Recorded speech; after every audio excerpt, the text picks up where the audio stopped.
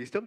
Entonces, yo quiero a mí me gusta escuchar las prédicas de las personas cuando vienen y mire, esa vaina me parece espectacular y realmente eso me ayuda a reconfortarme, pero también a confrontar lo que yo estoy experimentando de Dios para mi vida.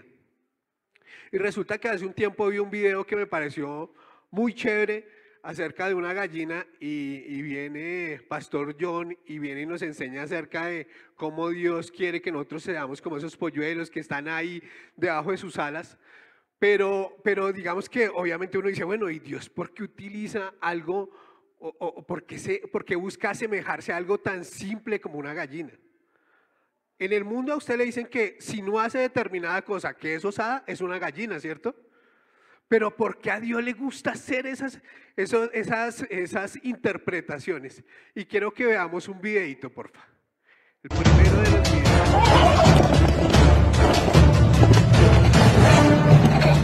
Eso es una gallina defendiendo a sus polluelos de un águila.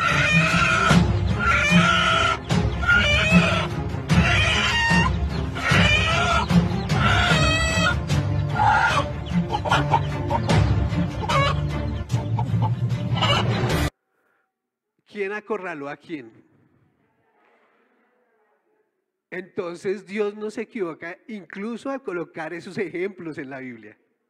Obviamente si ustedes me dicen en lo natural y sin haber visto el video que si una gallina y un águila pelean, ¿quién gana? El águila. Es lo que nos dicta lo natural. Pero realmente cuando comenzamos a escudriñar la palabra, nos vamos dando cuenta que Dios tiene un propósito verdadero, un propósito eterno y que cuando Él dice algo en su palabra, aún se encarga de que en lo natural se vuelva una realidad. Amén. Y yo vi a esa gallina con toda ahí defendiendo a sus polluelos y mire, mejor dicho, no le interesa nada más. Y ahorita vamos a ver otras cosas también que me parecen importantes acerca de estos ejemplos que hemos visto. La última vez que tuve la oportunidad de poder compartir con ustedes, estábamos hablando un poquito acerca de Isaías 54, a partir del versículo 1, llegamos hasta el versículo 2. Hoy vamos a retomar, vamos a seguir en esta enseñanza, pero la vamos a poner de una manera muy práctica porque va a ser para el tema del mes de la familia. ¿Listo? Entonces, recuerdan que habíamos hablado de que los primeros versículos hablaban de regocijarse y que cuando yo me regocijo es porque entiendo la posición que tengo en Cristo y gracias a esa posición, entonces no importa lo que me haya dicho antes el mundo, ahora yo soy amado por Dios. Amén. Y habíamos dicho que había que ensancharse y hablamos de las cuerdas y hablamos de la voluntad de Dios, hablamos que había unas cuerdas que eran torcidas, otras que eran trenzadas, que las que eran trenzadas eran importantes o eran más costosas porque obviamente tenían un mayor trabajo y cuando hablábamos de trenzados entonces también estábamos hablando de el hombre en tres dimensiones, hablamos de Padre, Hijo y Espíritu Santo y cómo cada una de las cosas que están ahí en la Biblia nos están haciendo referencia a lo que Dios hizo por nosotros desde la creación antes de la caída del hombre, que era ya ponernos en resurrección. ¿Sí? Fue muy rápido. Entonces, llegamos ahí hasta el versículo 2. Y hay una cosa que me parece también muy, muy chévere en la vida con Dios. Y él, en el anterior versículo, utiliza la palabra ensanchar. Pero a partir del versículo 3, la acción que utiliza es extenderás. Entonces, una cosa es ensanchar y otra es extender. Cuando yo estoy hablando de ensanchar y extender, quiero hablar también de cosas en tres dimensiones. Entonces, habíamos hablado de que el hombre tiene tres dimensiones, ¿nosotros somos qué? Bueno, pues sí, somos tripartitos, pero ¿cómo es? O sea, ¿cómo es la definición? ¿Qué somos nosotros? Un espíritu que tiene un alma y vive en un cuerpo, ¿cierto? Cuando yo estoy hablando de ensanchar, entonces estoy hablando de una dimensión, pero cuando estoy hablando de extender, estoy hablando para completar las tres dimensiones. Entonces, en el versículo tercero dice así, porque te extenderás a la mano derecha y a la mano izquierda, y tu descendencia heredará naciones y habitará en las ciudades asoladas.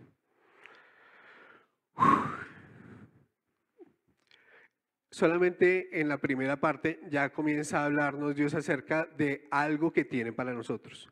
Cuando está hablando acerca de extendernos, está hablando de que nosotros no solamente debemos cumplir en ciertas facetas de nuestra vida. Y hay pocas facetas en nuestra vida donde podamos aplicar los dones y los llamados tanto como al interior de nuestra familia. Yo cuando estoy, obviamente, en mi profesión, hay facetas de mi vida que permito que el Espíritu Santo manifieste en mis clientes. Entonces, digamos que, pero obviamente uno tiene que hacerlo con cierto cuidado, con cierta cordura, porque por todo lo que está sucediendo actualmente.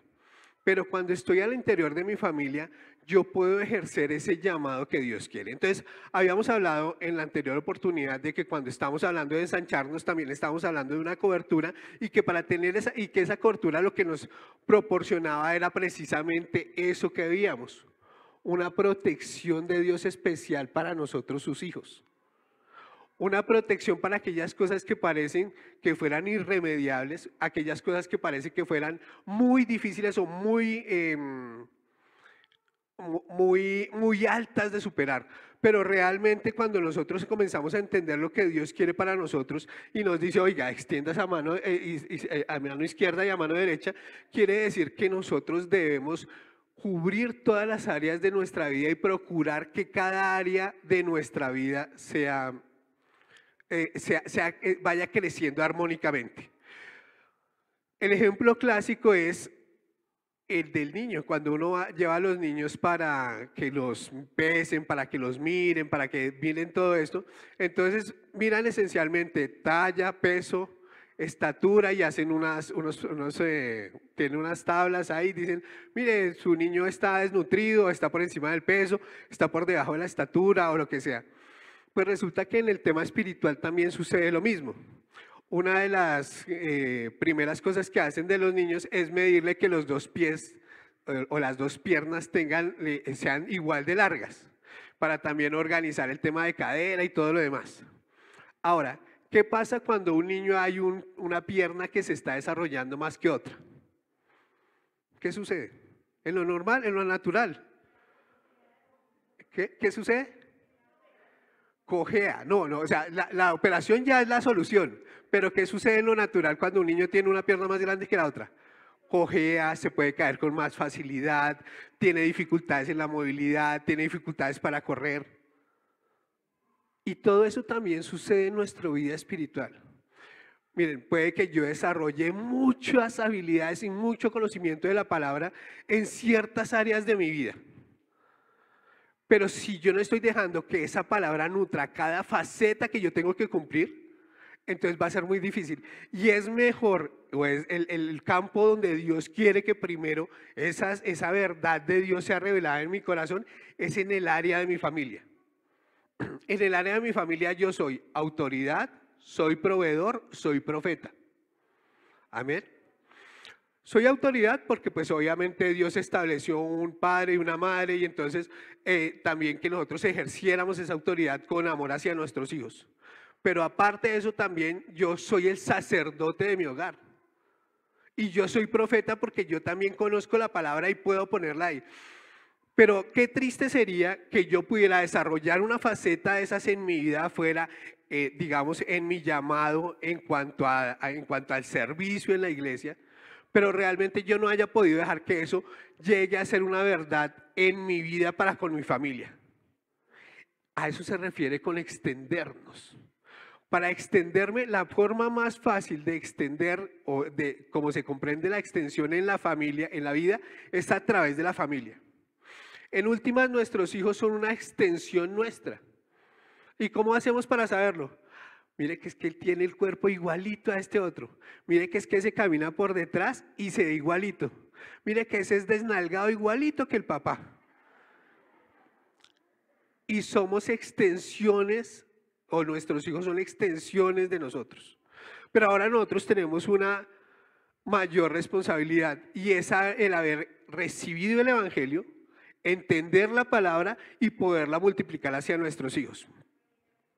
Entonces, los términos como por ejemplo hay que utilizar se extenderán a mano derecha y a mano izquierda, también me llama la atención en cuanto a que esto hace una referencia a lo que está en 3 de Juan 1:2 y dice así: Amado, yo deseo que seas próspero en todas las cosas y que tengas salud, así como prospera tu alma.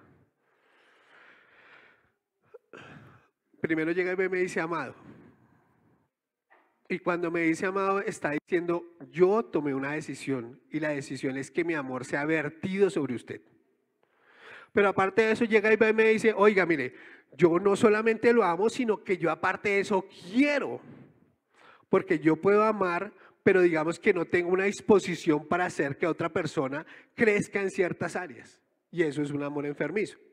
Entonces, cuando dice, y yo quiero que seas prosperado en todas las áreas, es porque Dios entiende que nosotros somos multifacéticos, que nosotros estamos en varios, desarrollando varias actividades o cumpliendo varias tareas.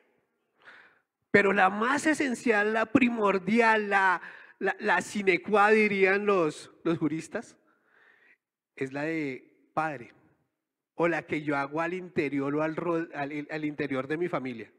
Porque yo a la vez soy padre, pero yo también soy hijo. Amén. Y me gusta como alguna vez nos lo explicaron y llega y dice, mire, usted debe encargarse de que sus hijos entiendan que Dios no tiene nietos. Dios solamente tiene hijos. Y para entender o para darle profundidad a eso, ellos deben tener una verdadera revelación de lo que es la palabra para la vida de ellos. Yo fui hijo y yo hice cantidad de cosas a escondidas. De muchas no estoy orgulloso, pero después entendí que como hijo también tenía una responsabilidad para con mi padre. Y no fue chévere, no fue sencillo, pero en últimas eso me ayudó a poder desarrollarme para luego cumplir el rol de padre. Entonces recuerdo una vez que llega mi papá ya con su solemnidad ahí toda, ya dice, bueno, ya terminó el bachillerato, usted sabe que no podemos ayudarle con la universidad, yo ya estaba haciendo vueltas para entrar a la universidad y todo el tema, y ahí dice, y de aquí en adelante pues le va a tocar ayudar en la familia. Gracias a un tío ya había comenzado a trabajar, y llega y me dice, usted va a pagar lo más sencillo, la administración de aquí del conjunto. Y claro, yo hacía cuentas y yo decía, tengo que pagar administración, tengo que pagar lo de la universidad, lo del crédito universitario, pues no me da. Y en ese momento eso se volvió una realidad en mi vida. ¿Por qué? Porque mi papá desafortunadamente no tenía un conocimiento acerca de la verdad y de la voluntad de Dios. Pero si por ejemplo ahora yo tengo la oportunidad de encargar eso en alguno de mis hijos, le voy a decir, oiga, mire, Dios es un Dios proveedor. Dios también es un Dios que quiere que la autoridad sea ejercida, pero también Dios quiere que usted cumpla o desempeñe cierta función. Y estoy seguro que en el momento en que eso sea revelado en su corazón, va a ser mucho más fácil que usted pague el servicio del gas, que es el más barato. ¿Sí ven? Es la misma responsabilidad, pero encaminada de una manera totalmente distinta. ¿Por qué es totalmente distinta? Porque obviamente dejé que Dios entrara en mi corazón, revelara su verdad y yo la pudiera a su vez multiplicar en mis hijos. Y es distinto que a uno le pongan una responsabilidad con amor a que se la impongan a través del miedo o del terror. Amén. Y el mundo está utilizando todo para desvirtuar esa primera y esencial unidad que es la familia. Un principio de derecho y un principio también en el tema de la Biblia es la libertad. Y dice que si nosotros conocemos la verdad nos hará libres. Ahora les quiero hacer una pregunta. ¿Ustedes creen que nuestros niños y niñas y adolescentes, no se dice adolescentas obviamente, pueden ser libres para elegir su sexualidad? ¿Sí están siendo libres para elegir su sexualidad? Pero respóndanme. ¿Sí son libres o no son libres? ¿Qué piensan? Imagínense que Están siendo influenciados, esa es la palabra. Imagínense que yo les estoy hablando de libertad y sin embargo no tenemos claridad acerca de la libertad. Y se supone que nosotros somos los que vamos a dar respuestas allá afuera. Pues la verdad es que nuestros hijos e hijas no están siendo libres para adoptar su posición sexual. Y no porque nosotros impongamos que tiene que ser heterosexual o lo que sea, no. Es porque el mundo le está imponiendo que hay un criterio que es el que maneja estos grupos y que tiene que ser difundido por todo lado. Entonces, está bien, yo respeto eso. Pero hasta qué punto yo respeto, ellos están respetando también mi conciencia acerca de lo que es cierto. Por eso es importante conocer la libertad, porque cuando yo conozco conocer la verdad, porque cuando conozco la verdad, entonces soy libre. Cuando mis hijos conocen la verdad, ellos también son libres. Entonces, hay una responsabilidad sobre ellos de definir su carácter, su sexualidad y todo lo demás, pero eso tiene que ser generado desde el amor, y el amor es Dios, y eso es lo que me enseña la Biblia. Y yo no estoy haciendo un discurso xenófobo ni tampoco en contra de ninguna tendencia sexual. Estoy diciendo que así como ellos pueden propender para que en nuestros colegios se dicten clases que hablen acerca de esa supuesta libertad, porque es supuesta, porque lo que están haciendo es imponiéndola. También yo puedo propender porque la libertad sea completa, porque realmente debe venir acompañada de un conocimiento, no de una ideología, de un conocimiento. Y el conocimiento y la ideología son totalmente distintos. El conocimiento viene luego de haber probado ciertas cosas. La ideología es sencillamente un pensamiento que no tiene asidero en lo natural. ¿Listo? Entonces, y aquí Dios comienza también a seguir trabajando en nuestras vidas acerca de cosas que Él quiere. Y quiero que vayamos un momento a Salmos 16, a partir del versículo 8 y hasta el 10, y dice así: a Jehová he puesto siempre delante de mí, porque está a mi diestra y no seré conmovido.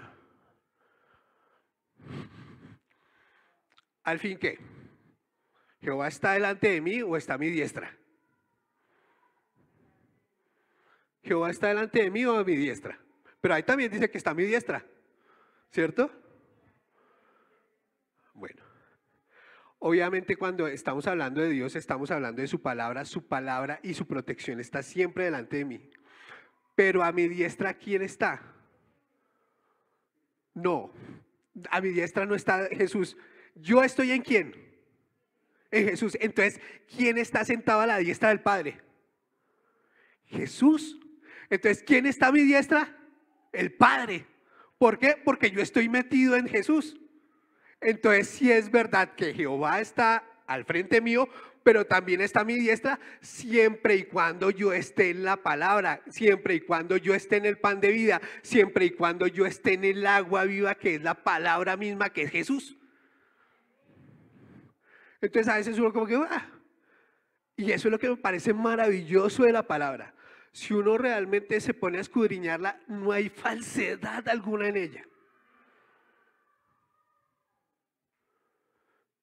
Y qué bueno que nosotros podamos encontrarnos siempre en la posición que debemos encontrarnos. Y dice así, en el versículo 9, se alegró por tanto mi corazón y se gozó mi alma, y mi carne también reposa confiadamente. Corazón, alma y carne. Corazón, alma y carne. Y cuando estamos hablando de mi corazón, en este caso específico estamos hablando del alma. No, perdón. Corazón del espíritu. En este caso, cuando habla de corazón, está hablando de mi espíritu. Mi espíritu se regocija. Y recuerdan que al comienzo del versículo o del pasaje que estamos tratando, me dijeron regocíjate. ¿Y de dónde viene mi regocijo? ¿De la carne? ¿Del alma?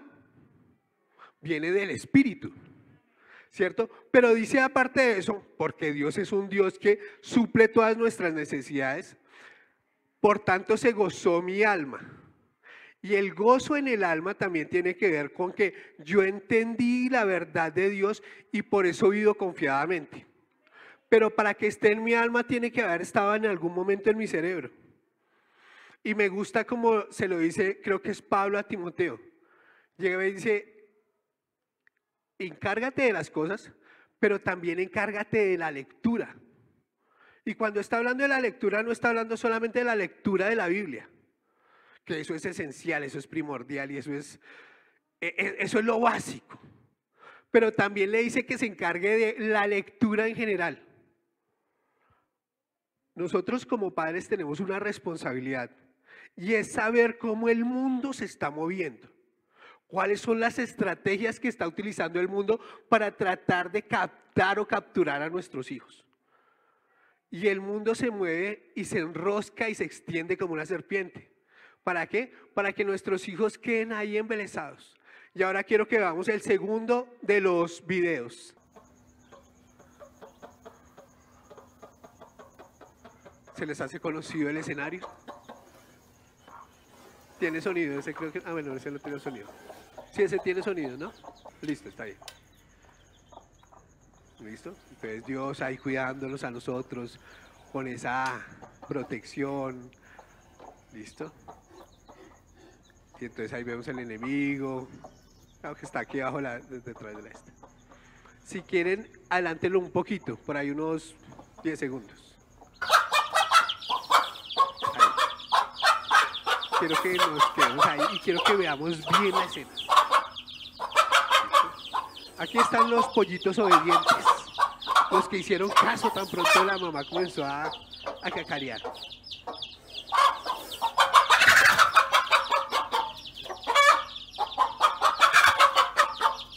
Miren, ahí van los que ya después comprendieron cuando se sintieron alarmados. Y van saliendo, ¿sí? No sé si ustedes no lo alcanzan a ver, pero ella se tiene que volver. Y parece que ya todos están resguardados, ¿cierto?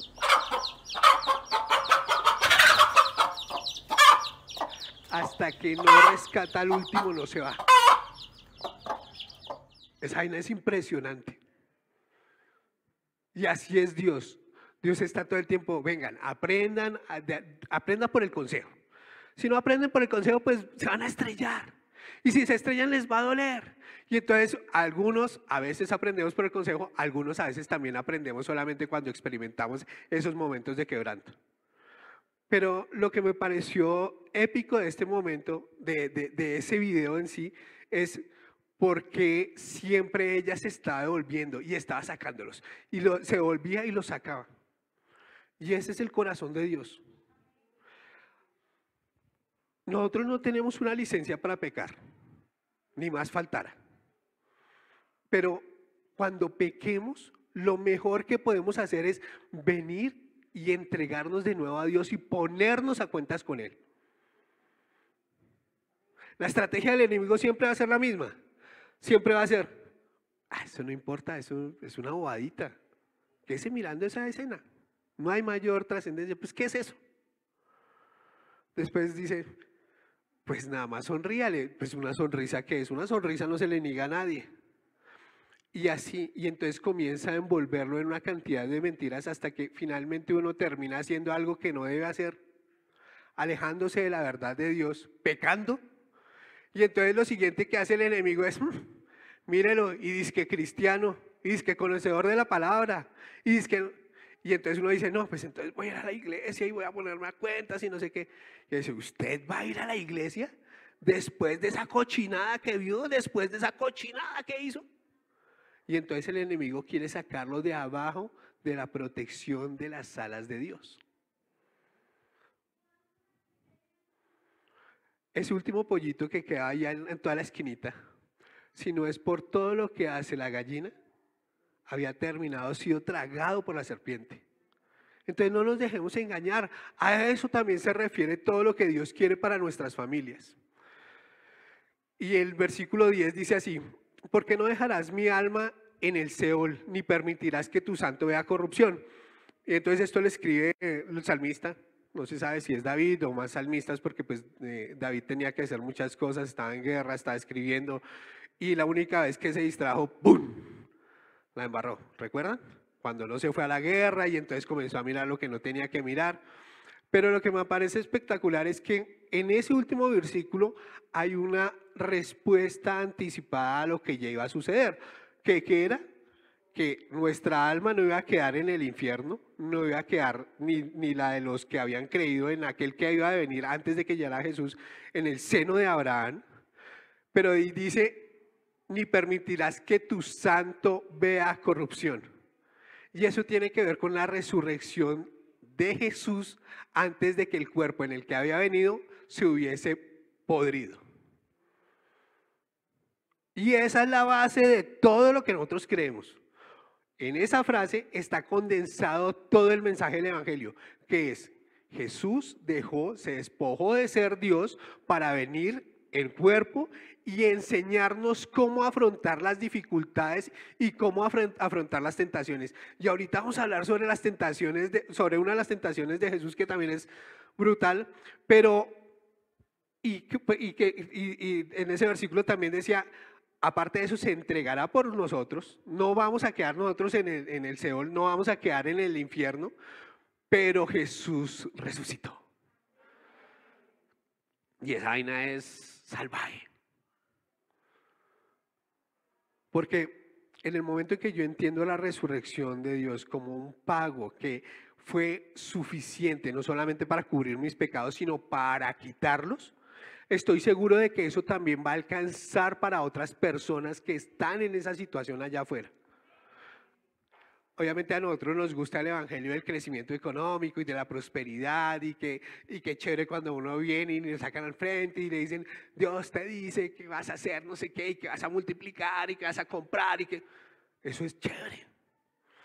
Y eso es, o sea, obviamente eso suple cosas en nosotros, pero eso va dirigido a nuestra alma. Y digamos que eso está bien, porque en el mismo versículo nos enseñan que Dios está también para eso, para suplir las necesidades de nuestra carne, de nuestra alma, pero también de nuestro espíritu. Pero en realidad, cuando nosotros entendemos el propósito y la verdad y la dimensión de lo que Dios ha hecho por nosotros, nosotros encontramos regocijo en el espíritu. ¿Cuándo? Un verdadero regocijo, así que usted diga, uy, de verdad siento que está en es del espíritu y me estoy regocijando. ¿No? ¿No lo han experimentado? Las veces en que realmente yo he sentido ese gozo y ese regocijo en el espíritu ha sido un par de veces cuando he podido compartirle a una persona y esa persona ha venido, ha entregado su vida y ha comenzado a caminar conforme a lo que Dios quiere. Y verlos ahí entregados a Dios, de verdad, esa vaina no es del alma, no es de la carne, pero sí es del espíritu. Y esa vaina no tiene valor. Todo lo demás yo lo puedo mesurar, lo puedo medir, le puedo dar un valor. Pero cuando veo que la palabra de Dios está transformando a alguien, esa vaina no tiene precio. Cuando yo entiendo ese principio, que era lo que realmente Jesús hizo por nosotros, va a ser mucho más fácil que las bendiciones me sigan. Yo no tengo que perseguir las bendiciones. La promesa es que las bendiciones me van a perseguir todos los días de mi vida. ¿Pero por qué? Porque yo estoy persiguiendo algo más alto. Si yo ando detrás de las bendiciones, entonces estoy enfocado en lo que está acá. Pero eso es como el truco ese de la escoba. ¿Se acuerdan la que hacía el Chavo jugando? La única manera en que usted puede mantener una escoba así es mirando hacia lo alto. La gente que hace malabares, miren y verá que siempre está mirando el punto más alto para manejar el resto de los objetos que está llevando. Y así es nuestra vida, es multidimensional, porque nosotros tenemos que cumplir como trabajadores, como empleados, como empresarios, como papá, como mamá, como esposo, como amigo. Y la vida va a continuar en muchas más facetas. Pero si yo estoy mirando y orando y haciendo lo que debo hacer, poniendo mi mirada donde la debo poner, va a ser mucho más fácil llevar todo esto. Pero si yo comienzo a mirar mis manos, va a ser que cuando miro mis manos, miro mi fuerza, va a ser mucho más difícil cumplir cada faceta a la que Dios me ha llamado que yo cumpla. ¿Listo? Entonces no estamos hablando solamente de un tema económico, sino un tema mucho más trascendente y tiene que ver con la familia. ¿De qué vale que una persona tenga el mundo completo si su familia está perdida? No tiene, esa vaina no tiene valor. Eso es espiritual. ¿Ok? Quiero que vayamos ahí un momento a Salmos 91, 7 al 10. Y seguimos hablando acerca de a la diestra y a la siniestra y que entonces nos estamos extendiendo. ¿Listo? Y esta me gusta, dice, caerán a tu lado 1000 y 10.000 a tu diestra, mas a ti no llegará. Ciertamente con tus ojos mirarás y verás la recompensa de los impíos, porque has puesto a Jehová, que es mi esperanza, al Altísimo por tu habitación. No te sobrevendrá mal, ni plaga tocará tu morada. Y esta vaina es brutal en medio de una pandemia. Saber que esto no nos va a tocar y que si nos toca, sí, obviamente puede que tengamos algunos, ¿cómo se llama? Síntomas, eso, gracias.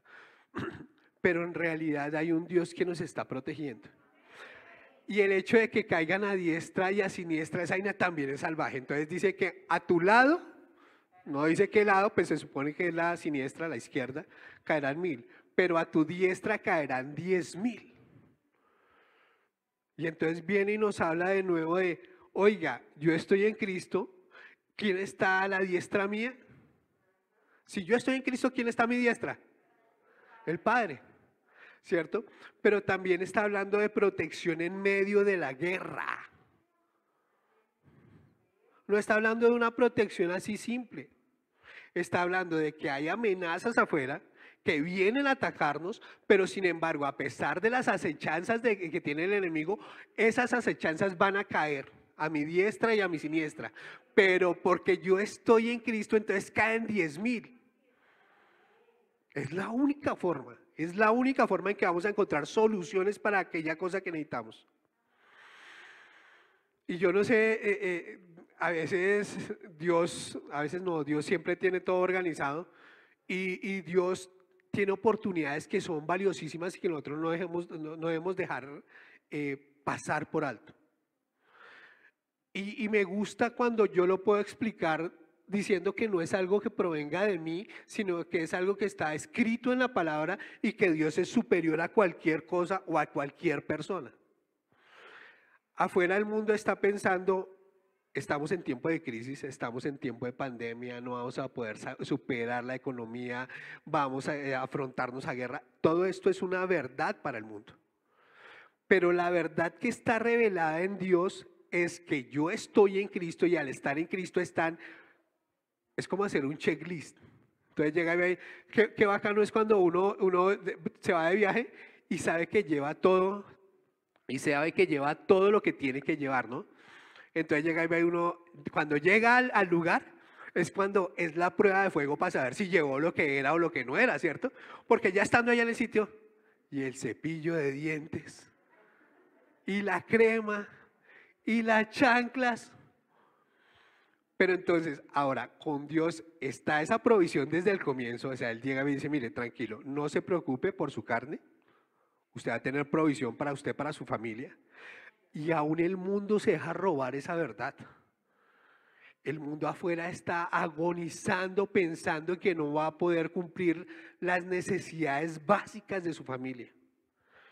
Y a veces uno estando acá también se deja robar esa verdad. Y llega y dice, bueno, listo, entonces ese primer paso, listo, ya está suplido, entonces lo tengo claro y ya sé que la provisión viene de Dios, yo tengo que moverme, tengo que trabajar, porque el que no trabaja, ¿qué? Exacto, entonces es clarísimo. Pero también llega y dice, bueno, entonces su alma, pero el alma como conector directo de las cosas del espíritu. Entonces, ya lo habíamos dicho, yo para alimentar mi espíritu tengo que alimentar mi alma. ¿Cómo así? Dice, sí, usted elige de qué él alimenta a su cuerpo, ¿cierto? Si de dulces, si de cosas sanas o de cosas que sean chatarra. ¿Listo? Pero entonces, cuando yo elijo tener una dieta balanceada, aun comiendo aquellas cosas que no me gustan, y es una cosa que yo le agradezco a mi papá en lo natural, ¿saben? Él llegaba y se sentaba y me decía, lo que está en el plato se come. Punto. Y uno como, ay, Dios, pero otra vez está vaina". A mí no me gusta el arroz de leche. Y es más por el contexto en que fue el arroz de leche en la casa y esas cosas, más que por el sabor u otra cosa. Sin embargo, a mí me dicen, hay arroz de leche, y yo digo, bueno, comámonoslo. Pero también hay que lograr ese balance. Hay áreas de nuestra vida que no queremos exponerle a Dios, que no podemos decirle a Dios, mire Dios, esta es la verdad. Hay áreas de nuestra vida que no queremos exponerle a nuestra pareja para que ella nos ayude a superar esas áreas. Hay áreas de nuestra vida que no queremos exponerle a nuestros hijos para también superar esas áreas. Y nosotros necesitamos ponernos a trabajar en esas áreas porque o si no vamos a terminar cayéndonos, cojeando, dañando nuestra cadera espiritual, andando como no debemos andar. Por eso es tan importante estarme siempre revisando a la luz de la palabra, mirándome en el espejo que es la palabra, que es lo que realmente nos va a nutrir. Y entonces aquí en la parte final dice, y verá recompensa de los impíos. Y esa parte sí que me gusta.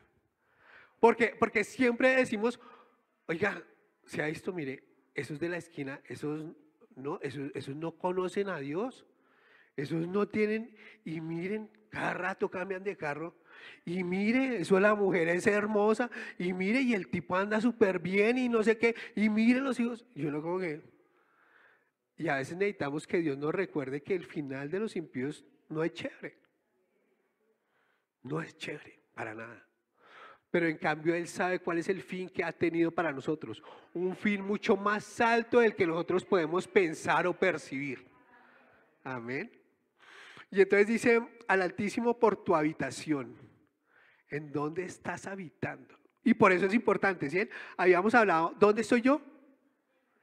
En Cristo. Entonces, yo habito en Cristo, ¿cierto? Y al habitar en Cristo es que estoy a la diestra del Padre. Por eso el Padre va delante de mí, pero también está a mi diestra. Y por eso también a mi diestra caen 10,000, mientras que yo también estoy trabajando en lo natural y ahí solamente caen 1,000. Está diciendo, usted tiene que trabajar, pero tranquilo porque con lo que yo hago van a caer más, pero usted no tiene que dejar de trabajar y hacer lo que debe hacer. Amén. Y la siguiente parte, ahí ya vamos a retomar, volvemos al versículo, a Isaías 54, en el versículo 3. Y vamos a la segunda parte. Dice, y tu descendencia heredará naciones. Esa vaina es brutal. Es brutal cuando uno comienza a estudiarla y uno dice, uy, Dios, eres espectacular. Y llega allí, entonces dice, bueno, tu descendencia heredará naciones. Y recuerdan que habíamos hablado, les había dicho que íbamos a hablar en algún momento acerca de las tentaciones a las que fue sometido Cristo. ¿Cuál fue la última tentación que Satanás le puso a Cristo? ¿Dale qué? Darle los reinos de este mundo y su esplendor, dice el pasaje. Porque ahí le habla de reinos y no de naciones. Y aquí me habla de que yo voy a heredar naciones y no reinos. Los reinos son la forma que estableció no Dios, sino el mundo para gobernarse. Las naciones, y quiero ir al significado de nación. Y mire, dice, conjunto de personas de un mismo origen étnico, componente, que comparten vínculos históricos, culturales o religiosos. Satanás no le podía ofrecer naciones, porque en últimas él entendía que las naciones eran personas y las personas Jesús vino a rescatarlas. Ahora, ¿puede haber reinos sin naciones? ¿Pueden haber reinos sin naciones? No puede haber. Por eso Dios es tan espectacular y dice, oiga, yo no le voy a dar reinos a ustedes, yo le voy a dar es naciones. Y cuando hablo de naciones, hablo de personas. Y cuando hablo de personas, es personas a las cuales usted también va a poder dar a conocer la verdad del Evangelio. Y eso es brutal. Es brutal porque estamos hablando no del poder como nos lo vende el mundo, nos está hablando acerca de una nación que son personas, que es el futuro de cada una de esas personas. ¿Y cuando soy heredero? Cuando me vuelvo coheredero. ¿Por qué? Porque esas personas también reconocieron a Jesús como su Señor y Salvador. Y esa parte, y para ir redondeando, la siguiente, la parte final dice, después del punto y coma dice, y habitarás ciudades asoladas. Entonces uno dice, bueno, pues si Dios es el Dios que tiene todo, ¿por qué ciudades asoladas? O sea, ¿por qué no es más fácil fundar una ciudad? Si Él tiene todo el poder, si Él puede hacerlo, ¿por qué nosotros o está llamando a nuestros hijos, a nuestros herederos, a nuestra prole y aún a nosotros mismos a habitar en ciudades asoladas? ¿Por qué creen? Si nosotros ¿cómo? Para restaurarlas. Esa es parte importantísima de poder vivir en ciudades asoladas. Pero también tiene que ver con que Dios es el dueño de absolutamente todo. Entonces, una ciudad asolada se supone que fue una ciudad que cayó en manos del enemigo, ¿cierto? Entonces, al haber caído en manos del enemigo, uno podría pensar, pues no es de Dios, sino que eso que va ahí es del enemigo. ¿No? Porque la Biblia nos enseña que todo lo que existe, absolutamente todo, es de Él. Aún las ciudades asoladas. Y cuando nos habla de ciudades asoladas, está hablándonos de eso, de restauración. Y nosotros fuimos una ciudad asolada hasta que conocimos de Dios y vino el Espíritu Santo a habitar en nosotros y nos restauró. Y entonces, naciones, gente en ciudades asoladas.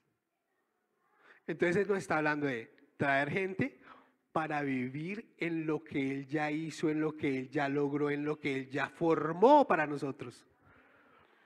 Y yo no sé si les parece espectacular, pero en un solo versículo puede ver uno todo el amor de Dios.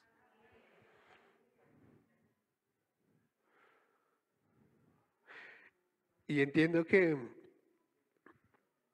el tema de que las familias actualmente no son, no pueden cumplir un esquema como Dios lo ha querido.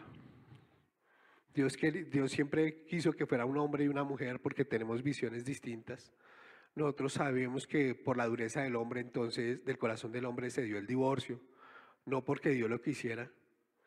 Pero sin embargo, estoy seguro de que si eres mamá soltera, papá soltero, aún si estás solo en la vida, hay una familia y es la familia espiritual. Pero también Dios va a suplir, conforme a lo que ha dicho en su palabra, esas necesidades que tienen tus hijos, tu descendencia, en cuanto a su área espiritual, en cuanto a su área emocional y en cuanto al área económica.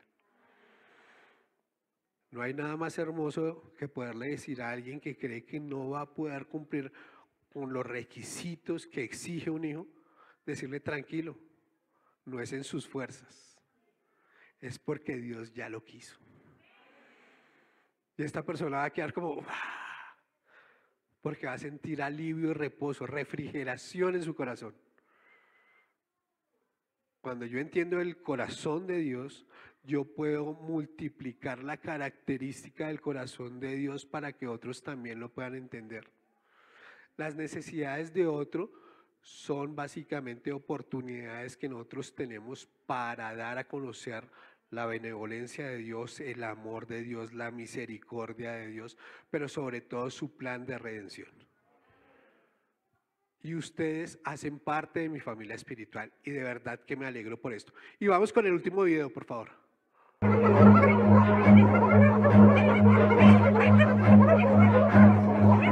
Run.